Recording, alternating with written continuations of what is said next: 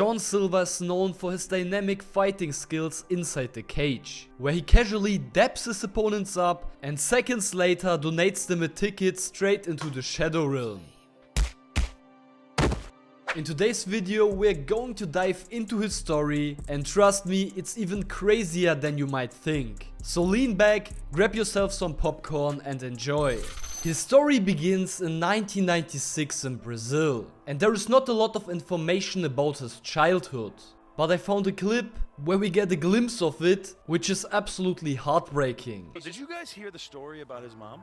His mom killed like 3 dudes that were trying to assault her, and he witnessed it. Yo, this dude, he's legit crazy. He's a crazy dude. It's not like a show. And it kind of like, you know, it seems like he's seen a lot in his life. This guy's he's a mean mother effer. And yeah, after doing more research, I found a clip in Portuguese where he tells a similar story. This childhood trauma gave him an eating disorder, and he struggled massively with anxiety, to the point that he had to spend some time in a wheelchair because he simply couldn't move anymore. And at school he got bullied because of it, which eventually motivated him to start MMA training. From there his life changed drastically, and he became the man we know today.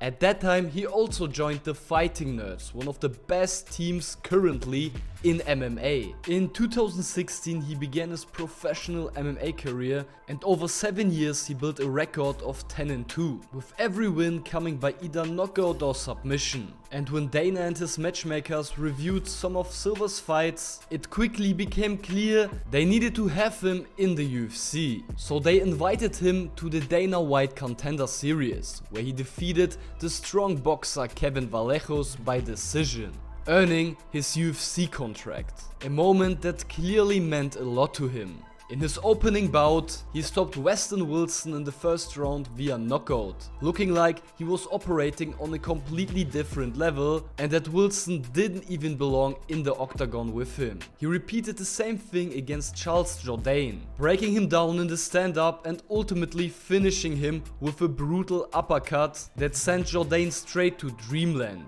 In his next fight against Drew Dober, Silva unleashed savage elbows that opened a massive cut on Dober's face, forcing the doctor to stop the fight in the 3rd round, which is impressive given Dober's reputation for being insanely tough. Then against Malik Baghdasaryan, Silva didn't waste any time, gave him a little fist bump and knocked him out cold. Next, he was scheduled to fight Bryce Mitchell, who has posted some very questionable things on social media before their fight. Hitler was a good guy based upon my own research, not my public. I really do think before Hitler got on meth, he was a guy I'd go fishing with.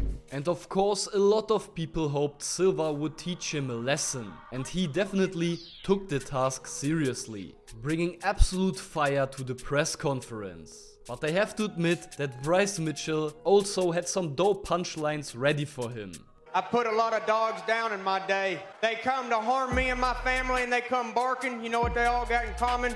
They squeal right before they die.